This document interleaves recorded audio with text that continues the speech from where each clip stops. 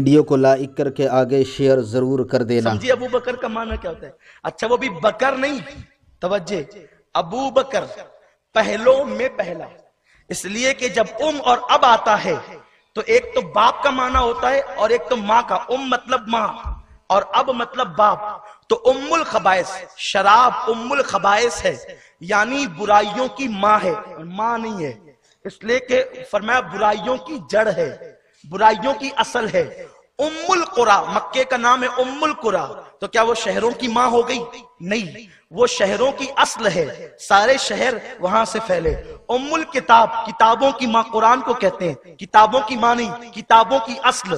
تو جیسے اصل کو کہتے ہیں اسی طرح اب یہ بھی اصل کو کہتے ہیں۔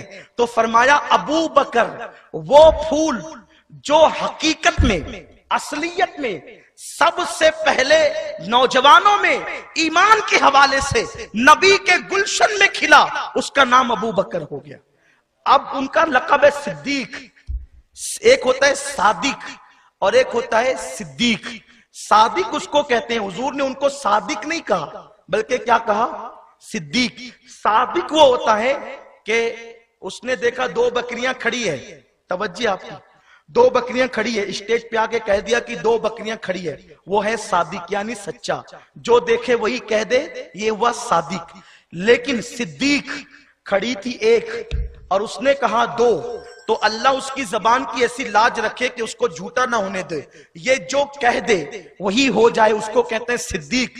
حضور نے اپنے پہلے خلیفہ کو صدیق نہیں کہا، صدیق اکبر کہا، یعنی صدیقوں کا بڑا، صدیقوں کا سردار۔ اب ذرا توجہ فرمائے، وقت تو ختم ہو رہا ہے۔ یہ صدیق کیسا ہے؟ یعنی جو کہہ دے وہ ہو جائے، جو کہہ دے وہ ہو جائے۔ دو روایتیں پڑھ کر گفتگو ختم کروں گا۔ ایک روایت تو سیاہ ستہ میں ہے کہ سیدنا صدیق اکبر جب پردہ فرمانے لگے، توجہ فرمائیں، بہت اہم بات کہنے چلا ہوں۔ ابو بکر صدیق کا عقیدہ کیا ہے؟ صرف صحابہ کے نام پہ تجارت کرنے سے کام نہیں چلے گا جب تک ان کا عقیدہ نہیں اپناؤ گے، اور صرف مولا علی کا نام لینے سے کام نہیں چلے گا جب تک عقیدہ نہیں اپناؤ گے۔ بات یہ ہے، صدیق اکبر کا وصال ہونے لگا تو صدیق اکبر نے وصال کرتے کرتے ارشاد فرمایا، اے میری بیٹی عائشہ، یہ دیکھ کہ تیرے بھائیوں کا حصہ ہے، یہ تیرے بھائیوں کا، 3 بھائیوں کا حصہ ہے، اور یہ تیری مزید 2 بہنوں کا حصہ ہے، تیرے علاوہ 2 بہنوں کا حصہ ہے۔ تو صدیق اکبر سے اماں عائشہ نے پوچھا، کیونکہ یہ ماں عائشہ کون ہے؟ حضور علیہ السلام کی شاگردہ ہیں، حضور سے براہ راست علم حاصل کیا، وہ سوالات بھی پوچھے جو سوالات پوچھنے کے لیے لوگ شرماتے تھے یا ڈرتے تھے، وہ سارے سوالات امی عائشہ نے پوچھا ہے۔ لیکن جب رسول پاک سے بالکل بے باکی کے ساتھ وہ ہر سوال کر لیتی تھی، یہ تو بابا صدیق تھے، کہا یہ تیرے 3 بھائیوں کا حصہ اور یہ تم 3 بہنوں کا، یعنی تیرے علاوہ 2 بہنوں کا حصہ۔ صدیقہ نے کہا بابا ایک تو میں عائشہ ہوں آپ کی بیٹی، اور دوسری آپ کی بیٹی اسما ہے، تیسری کہاں ہے؟ تو کہا تیری امی مراد سے ہے، اس کے پیٹ میں جو حمل پرورش پا رہا ہے وہ بیٹا نہیں بلکہ بیٹی ہے۔ کون کہہ رہا ہے یہ؟ کہاں گئی سورہ لقمان کی آیتیں؟ ماں کے پیٹ میں کیا ہے کون نہیں، کوئی نہیں جانتا۔ نبی پاک نے جس کی تربیت کی وہ صدیق جانتا ہے ماں کے پیٹ میں کیا ہے۔ اللہ نہ بتائے تو کوئی نہیں جانتا، لیکن صدیق کہہ رہا ہے کہ وہ تیری ماں کے پیٹ میں جو پرورش پانے والا جو ہے لوتھڑا ہے وہ بیٹا نہیں بلکہ بیٹی ہے۔ پتا چلا صدیق کا عقیدہ ہے جب نبی کی جوتیاں اٹھانے والا، نالین اٹھانے والا علم غیب جانتا ہے تو نبی کے علم غیب کا عالم کیا ہوگا۔ آپ کہاں ہیں؟ لوگ آپ کو دھوکہ دے رہے ہیں اور آپ کو مسلک صحابہ سے دور کر رہے ہیں۔ میں تو یہی کہتا ہوں یار چھوڑو سارے مسلکوں کی بات، صحابہ کے مسلک کی بات کریں، کیوں مولویوں کی بات کرتے ہو؟ آؤ صحابہ کی بات کریں۔ صحابہ نے یا رسول اللہ کا، ہم بھی کہیں، صحابہ نے علم غیب کا اقرار کیا، ہم بھی کریں۔ آپ تو 1857 کے بعد بنے ہوئے مسلکوں کو سر پہ لے کے گھوم رہے ہو، آؤ اس مسلک کی بات کریں جو 1450 سال سے ہمیں ملا ہے، جس کے بانی محمد رسول اللہ ہے اور جس کی ممبر صحابہ ہیں، تابعین ہیں، اولیاء ہیں، غوث اعظم ہیں، غریب نواز ہے، محبوب الہی ہے، حضرت مخدوم اشرف ہے، اعلیٰ حضرت امام احمد رضا ہے، مفتی اعظم ہے، محدث اعظم ہے، یہ لوگ جس کے ممبر ہیں اس مسلک کی بات کریں۔ 1857 کے بعد بننے والے مسالک کو انگریزوں کی میز پہ بنے وہیں چھوڑ دے، امت متحد ہو جائے گی۔ क्योंकि जो हुजूर ने बुनियाद रखी उसको कबूल कीजिए, आपस के झगड़ों को खत्म करें, उम्मत को इत्तिहाद की दावत दें। लेकिन इत्तिहाद उसी वक्त होगा जिस मसलक के बानी हुजूर अलैहिस्सलाम। देखो, हर मसलक का फाउंडर तुम्हें मिलेगा, लेकिन अहले सुन्नत व जमात का कोई फाउंडर आप न वलियों में देखेंगे न सहाबा में देखेंगे। इसका बानी न वली है न सहाबा है, इसके बानी पैगंबर इस्लाम सल्लल्लाहु अलैहि वसल्लम। तो इन लोगों ने या रसूल अल्लाह का हम भी कहे, क्यों डरते हैं? बल्कि उन्वान मुझे इजाजत नहीं देता कि मैं किसी और तरफ जाऊं।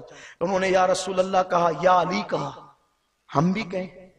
सहाबा किराम ने या अली भी कहा। हज़रत अबू सईद खुदरी की रिवायत है, उसकी तरफ नहीं जाता। तो एक बात ये सिद्दीक अकबर ने विसाल करते करते कहा, एक तेरी बहन माँ के पेट में, बता रहे हैं कि जब मुझे इल्म गैब है नबी के सदके में तो रसूल पाक को नहीं होगा। दूसरी चीज, अब सिद्दीक जो कह दे हो जाए। सूफिया ने लिखा है कि एक जंग में अल्लाह के हबीब अलैहिस्सलाम तशरीफ ले गए। घमसान की जंग हुई, उसमें कई मुसलमान शहीद हुए। जब कई एक मुसलमान शहीद हुए तो सरकार मैदान जंग छोड़कर निकल रहे थे। पहले आगे आगे आका, उनके पीछे हजरत उमर, उनके पीछे सिद्दीक अकबर। इस शान से वो निकल रहे हैं। बस इसी पे गुफ्तगू का इख्तिताम होगा, इंशाल्लाह फिर तफसीली गुफ्तगू कल होगा। तीनों निकल रहे हैं, आगे आगे अल्लाह के हबीब हैं। थोड़ा तसव्वुर में लाएं ये रिवायत को। आगे आगे अल्लाह के हबीब हैं सल्लल्लाहु अलैहि वसल्लम, उनके पीछे जनाब उमर हैं, उनके पीछे सिद्दीक अकबर है।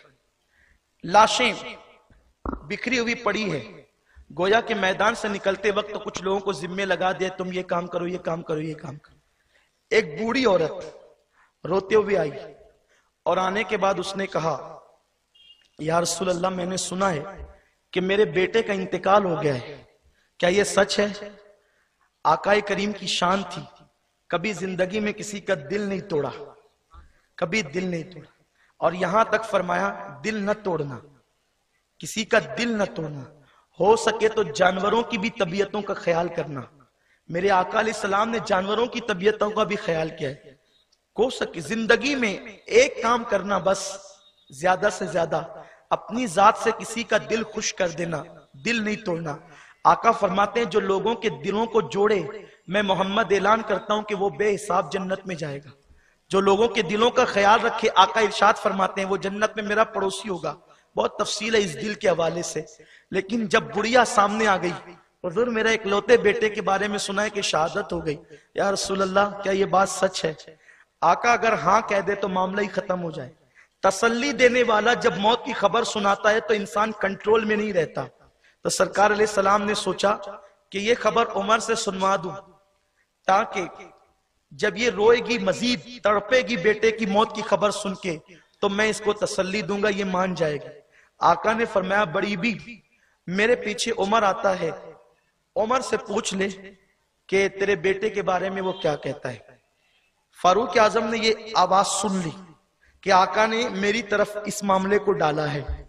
उसने पूछा, उमर मैंने सुना मेरे बेटे का इसकी शहादत हो गई, क्या कहते हैं आप, क्या ये बात सच है?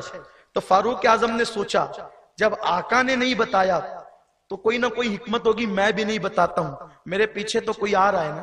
तो कहा कि एक काम करें, मेरे पीछे अबू बकर आते हैं, क्योंकि जो आखिरी में निकलता है उसको ज्यादा इल्म होता है मैदान का, तो वो मेरे पीछे आते हैं और सबसे पीछे वही है। आप एक काम करें, उनसे पूछ लें। सिद्दीक अकबर से सामना हुआ, अबू बकर मैंने सुना मेरे बेटे का इंतकाल हो गया, लेकिन क्या बात है, ये बात सच है?